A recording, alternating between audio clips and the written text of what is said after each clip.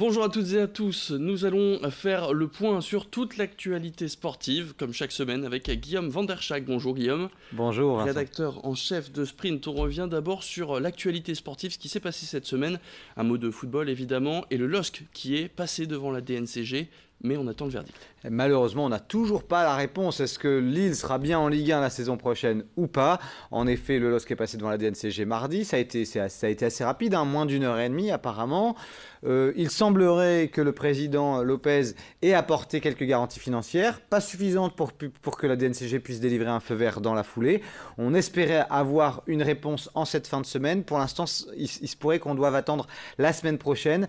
Il semblerait que le gendarme financier du football français ait accordé un petit délai au LOSC pour pouvoir attester de certains moyens financiers. En tous les cas, voilà, il y a quelques bruits qui disent qu'il aurait il aurait assuré la DNCG d'un apport de 150 millions d'euros. Alors, est-ce que dans ces 150 millions d'euros, il y a les 70-80 millions d'euros que pourrait récupérer le LOSC dès le début du mercato estival? On ne sait pas. Ce qu'on sait, c'est qu'il y a quand même pas mal de joueurs qui sont sur le départ. Pepe, Soumaoro, Mendes, Maia, c'est des joueurs qui intéressent beaucoup de clubs. Donc il pourrait y avoir une manne financière liée à la vente de ces joueurs, sauf que, bien voilà, Vincent, la Ligue doit sortir son calendrier de la Ligue 1 dès le 8 juin. Donc il faudrait quand même qu'on ait la réponse pour savoir. Je pense que ça va le faire. Je pense que d'abord, le fait que le LOSC il y avait eu ce rendez-vous face à la DNCG qui avait été décalé d'une semaine pour savoir justement ce que ça donnerait sur le plan sportif. La DNCG a vu que le LOSC s'était maintenu sportivement. Si le président Lopez arrive à attester de quelques dizaines de millions d'euros pour remettre à peu près les finances à flot, ça devrait aller. Cependant, on le sait, le gouffre est grand, on parle de 100 à 150 millions d'euros.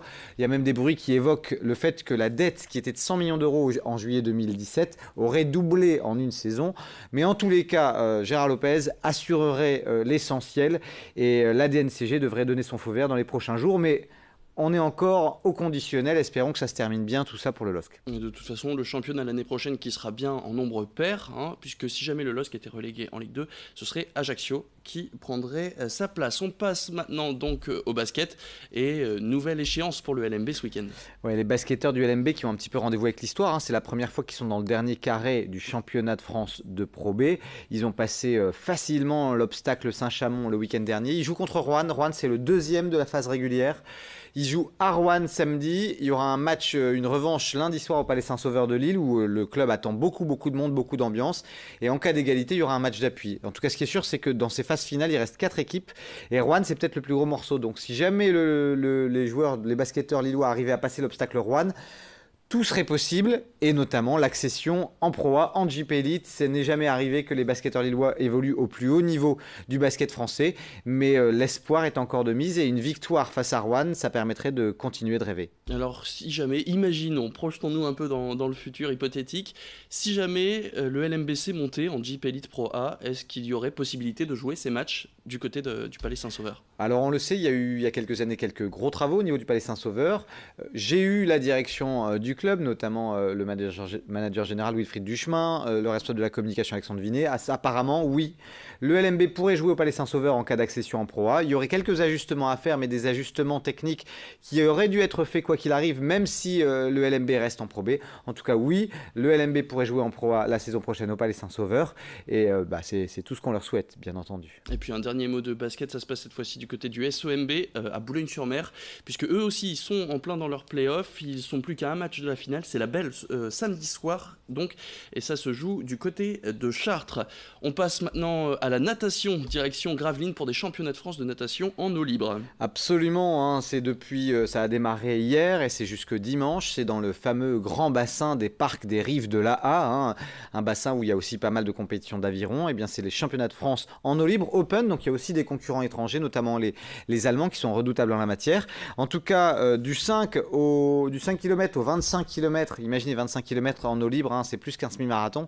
Et bien là, c'est dans l'eau. Il y a aussi le 10 km, il y a aussi l'épreuve en relais mixte, où c'est 4 fois 1250 mètres. En tout cas, il faudra suivre de près le nordiste, le Donésien Marc-Antoine Olivier, qui avait pris le bronze lors des Jeux Olympiques de Rio en 2016. Et il faudra suivre également d'autres candidats, notamment une Française qui est l'une des meilleures sur 10 km au monde. Et puis cette étape à Gravelines, elle est essentielle. Pourquoi ? Parce que ça va déterminer quels tricolores iront au mois d'août à Glasgow pour disputer les championnats d'Europe. Donc voilà, si vous avez envie de voir de l'eau libre, des gens qui nagent plus vite que n'importe qui dans une eau mouvementée, on n'est pas en piscine, allez à Gravelines dans le bassin de parc des Griffes de la Haye. C'est un beau spectacle. Le parc, donc du côté de Gravelines, on enchaîne avec une autre échéance sportive, forcément, un mot rapidement. Du tennis, Roland-Garros évidemment, et les nordistes, pas tous à la fête, mais quand même, Lucas Pouille au 3e tour. Ouais, malheureusement, Mladenovic elle est sortie dès le premier tour. En revanche, il y a beaucoup d'attentes vis-à-vis du nordiste, originaire de Grande-Synthe, qui a été licencié au club de Laune-Plage. Lucas Pouille, qui est aujourd'hui quasiment le meilleur français. Il dispute en début d'après-midi, aujourd'hui, ce vendredi, un 3e tour face au Russe Karen Khachanov. Alors c'est une belle rencontre parce que les deux ont brillé par ici. Il y en a un qui a remporté la Coupe Davis en novembre dernier avec les Bleus.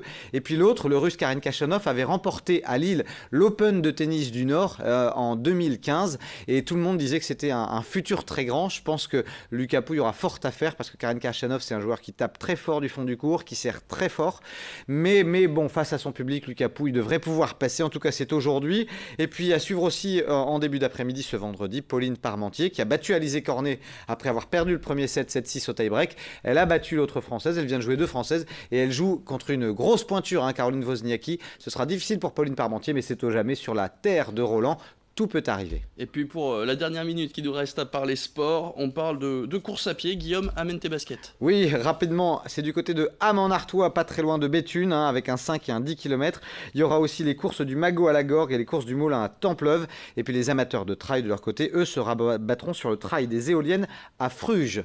On termine quand même avec un mot d'athlétisme. Oui, bien sûr. Vous dire, attention, il y a un très très gros meeting en Belgique ce week-end à Hordegem. C'est à 50 minutes à peu près de la métropole lilloise. Un gros meeting où il y aura pas mal d'athlètes de la région. Et puis dimanche, à Tourcoing, les départementaux sur piste avec là aussi les tout meilleurs athlètes des clubs de la métropole lilloise, notamment Hugo Houillet sur 800 mètres qui est très très fort et qui peut-être va se positionner sur 400 mètres lors des départementaux ce dimanche. Voilà, encore un week-end sportif. On n'oublie pas le match de l'équipe de France ce soir face à l'Italie. Voilà, vous avez donc tout votre programme pour ce week-end. Merci à tous d'avoir suivi. Merci Guillaume Van der Scheig, rédacteur en chef de Sprint. Bonne journée. Bon week-end à tous. Bon week-end sportif à tous.